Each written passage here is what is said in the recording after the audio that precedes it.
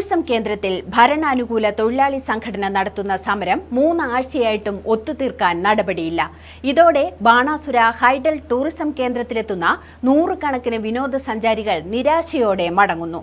വിവിധ ആവശ്യങ്ങൾ ഉന്നയിച്ച CITU തൊഴിലാളികളാണ് കഴിഞ്ഞ 20 ദിവസമായി സമരം നടത്തിവരുന്നത്. പ്രതിദിനം ശരാശരി 1000-ഓളം പേർ സന്ദർശിക്കുന്ന ജില്ലയിലെ അറിയപ്പെടുന്ന ടൂറിസം കേന്ദ്രമായ പടിഞ്ഞാറത്തറ ബാണാസുര ഹൈഡൽ ടൂറിസം കേന്ദ്രത്തിലെ സമരമാണ് അധികൃതർ കണ്ടില്ലെന്ന് നടിക്കുന്നത്. ഈ മാസം 5-നാണ് 30-ഓളം വരുന്ന CITU തൊഴിലാളികൾ സമരം തുടങ്ങിയത്. ഇതോടെ ടൂറിസം കേന്ദ്രം പൂർണ്ണമായും അടച്ചുപൂട്ടി.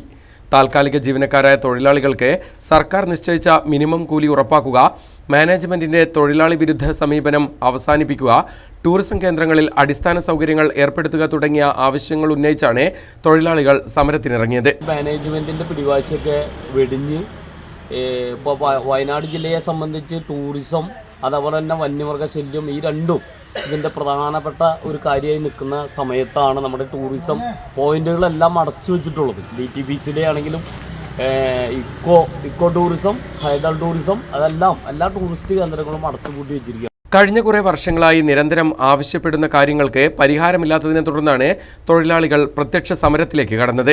ഹൈഡൽ ടൂറിസം കേന്ദ്രം അടച്ചതോടെ ഇതിനെ ആശ്രയിച്ച് കഴിയുന്ന 100 കണക്കിന് കുടുംബങ്ങൾക്ക് തൊഴിൽ നഷ്ടമായി.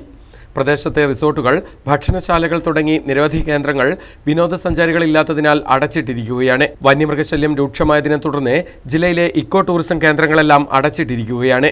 ഈ സാഹചര്യത്തിൽ ബാണാസുര ഹൈഡൽ കേന്ദ്രവും അടച്ചത് ജില്ലയിലെത്തുന്ന വിനോദസഞ്ചാരികൾക്കും കനത്ത തിരിച്ചടിയായിരിക്കുകയാണ്. News bureau, Vellamunda.